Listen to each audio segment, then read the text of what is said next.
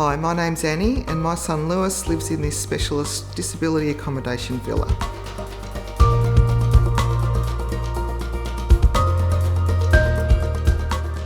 Lewis moving into SDA Robust has changed our lives incredibly, but getting to this point would have been incredibly hard without the support of some dedicated professionals who have worked with us. In this video, Lydia chats with Court and Jane, Louis' support coordinator and OT, who explain the sorts of ways that professionals can support people with disability to achieve great housing outcomes like Louis'. SDA can be life-changing for people, but getting SDA funding can be a really daunting process, especially if it's not something that you've done before. The key is not to get overwhelmed and take it one step at a time. In this video, we break down the SDA application process into a series of steps for you to follow.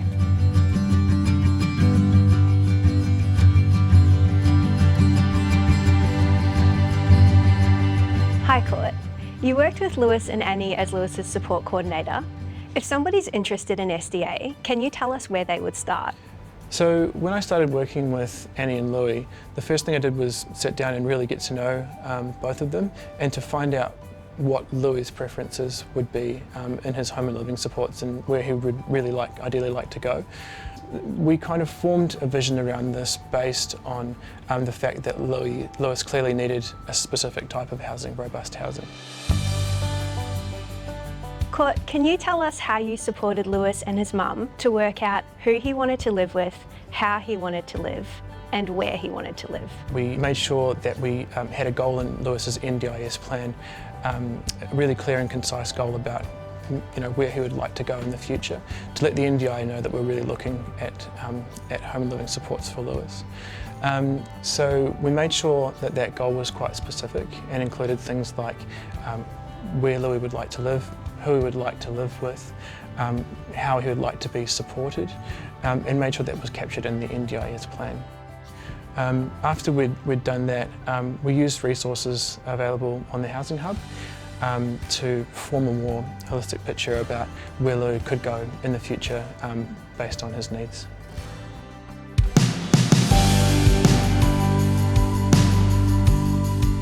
Annie mentioned earlier that it took dedicated professionals to get Lewis where he is now.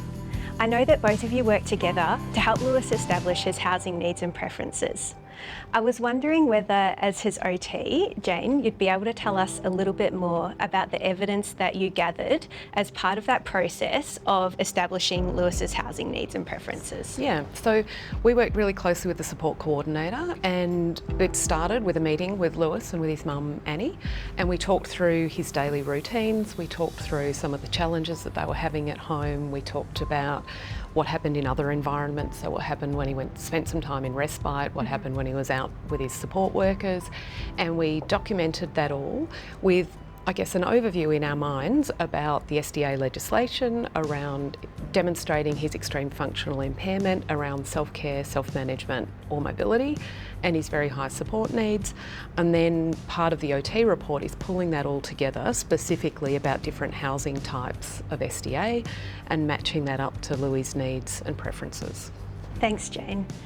And Court, as Lewis's support coordinator, what evidence did you need to gather and write? The next step I took was to gather and compile all of the evidence from the relevant therapists, including Jane's OT report, and for Louis in particular, some evidence from behaviour support practitioners around the need for robust housing.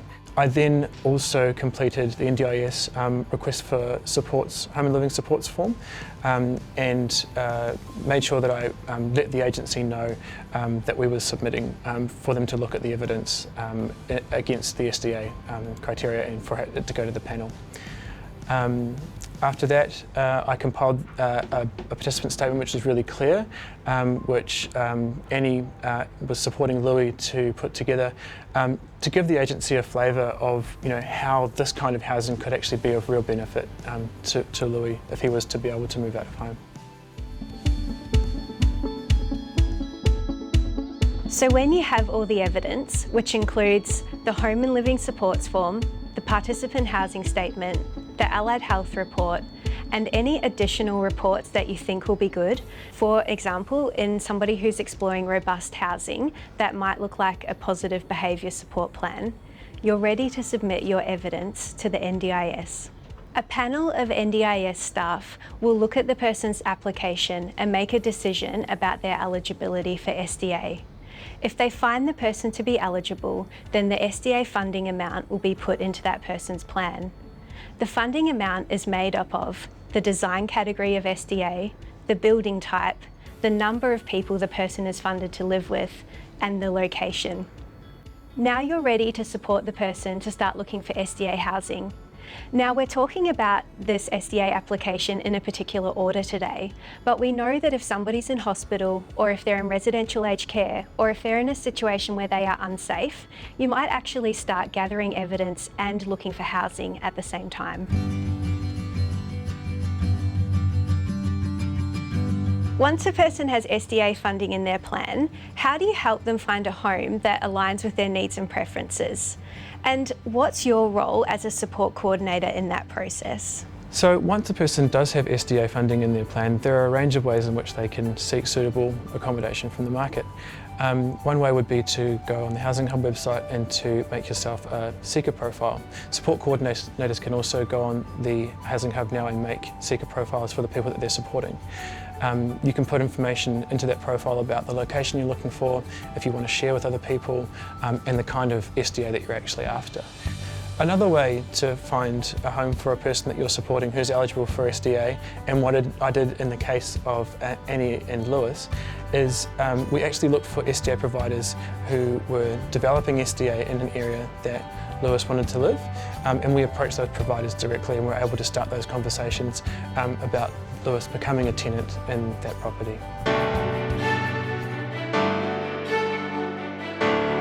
So once a person's found a home, or maybe even more than one home that they could consider, there would be a few things that they might want to think about before they make their final choice.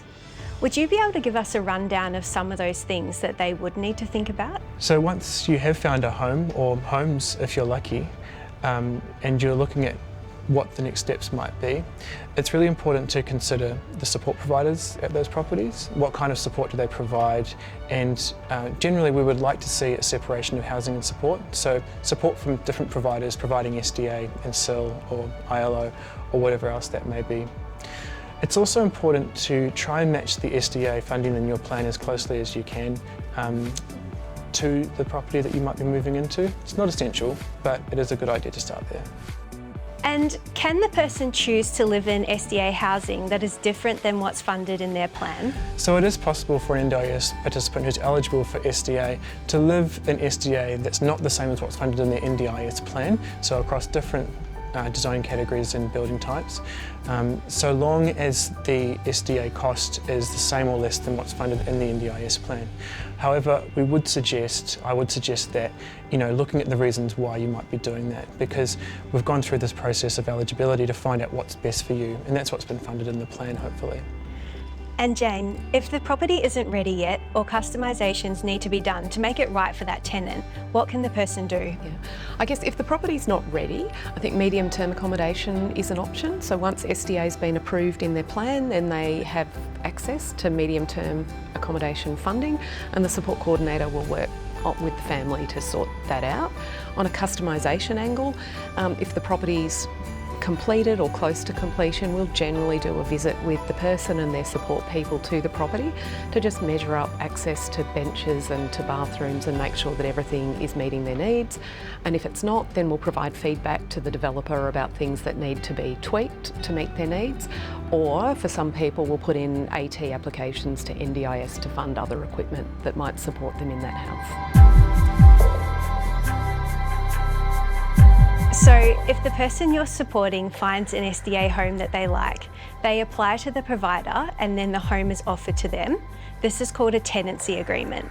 Can you tell us a bit more about the important steps in this process? So when a person's given a tenancy agreement, it's really important that the person or the supporting person really understands that document, has been given the opportunity to read and understand it, and also know that they've got the same kind of rights as any other tenant when signing a tenancy agreement.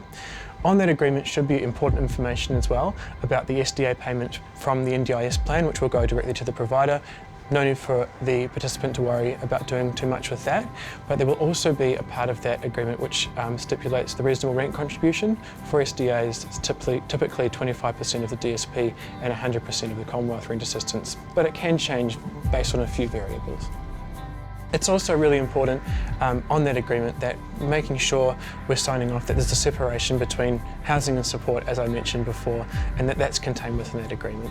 Having a separate agreement to sign around your supports and a tenancy agreement for your housing is really important.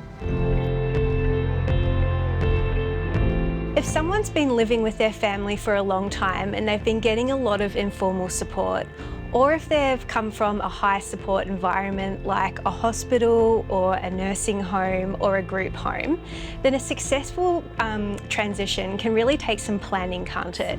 Yeah, I guess there's a lot to cover in that, and I think from an OT point of view, and probably sitting within the NDI framework, we would think about what AT do they need, what person-to-person supports do they need, and what capacity building do we need to be thinking about for once they get there. And in my mind, I guess I tend to think about what's really critical to happen before they move. So, you know, if they're coming from aged care or hospital, do they have the equipment that they need? And predominantly, do they have a bed? Do they have a wheelchair if they need one? Do they have the automation that they need in the apartment or home or dwelling to be able to manage their day-to-day function? Secondly, do they have the support that they're going to need? And we would think about that as what do they need for the initial stages of moving into a new home, as well as what do they need, what's our scale down plan perhaps once they're settled into their new home. And then capacity building, we would think about, again, what do they need critically to be able to move right now? And then what are the things that we can put on hold and help them to develop once they've moved into their new home? And I think for people who've been living at home and having a lot of informal support, we would often try and introduce formal supports into the home environment so that we can get them used to working with people that they don't know or people that they're not so familiar with, because a lot of the support in SDA is providing really personal and intimate care. And if we can separate those to make that transition of care happen at home, then we can just focus on the transition in the environment. So I think that can be a really important thing to do. So for Lewis, I guess the major components for him were partly thinking about the physical environment and thinking about his particular sensory needs, and so his need to move, his need to jump and to be really active, and making sure there was appropriate padding and surfaces inside the house to manage that. There was also working with Annie and with Lewis to set up a care team that would be able to support the transition from living at home to moving into a new home, and then also working to think about what are Lewis's behavioural support needs, and working with the support workers to make sure that they all knew and understood what was in the BSP, so that they were all being consistent in how they were working with him and providing feedback and redirecting and managing in a new environment. Before somebody moves into a new home, they might actually need to develop some new skills.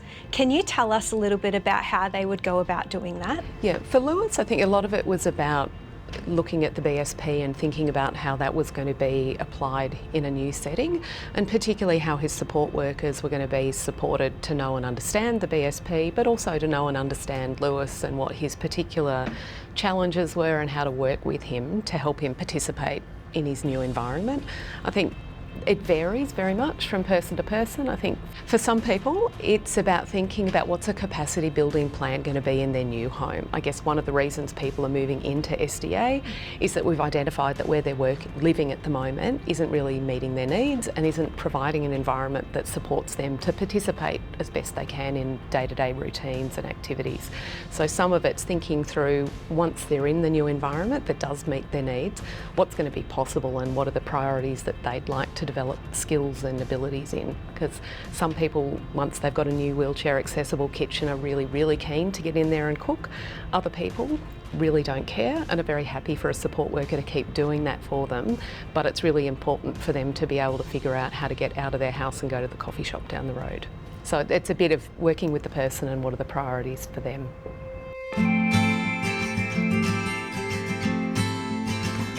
So those 7 steps that we've just talked about, That's really how the process would happen ideally. But what would happen if the panel made a decision that SDA wasn't a reasonable and necessary response for that person? Or if they came back with a decision that didn't align with the housing that that person wanted? So if a decision comes back from the agency which is not to fund SDA, or it's an unfavourable decision and not what the participant wanted, there are recourses for that participant to go through an internal review and to have that SDA looked at again. So it's really important when you're working with a participant and their support people to understand the decision and understand why that decision was made, and then you might need to go about preparing some additional evidence to supply to the NDIA to have a look at that again. It's important to get the decision in writing from the agency as to why it was unfavourable and which parts of the SDA rules were not satisfied. And so that can be used to gather the evidence to make your response in an internal review.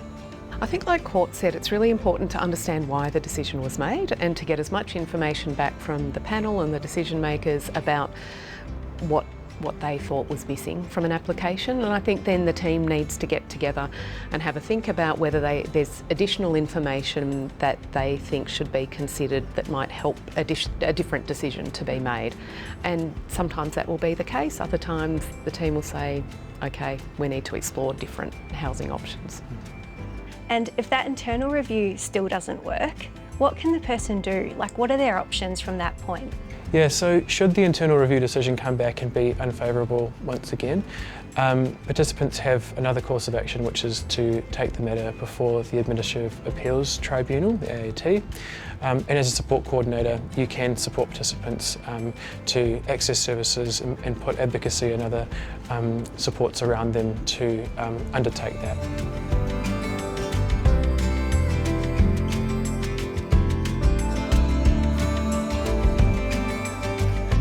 So that's it. The key things are to get the right people around you and take everything one step at a time. If you need more info, jump onto the resource section of the Housing Hub or give them a call. All the best for your own SDA journey.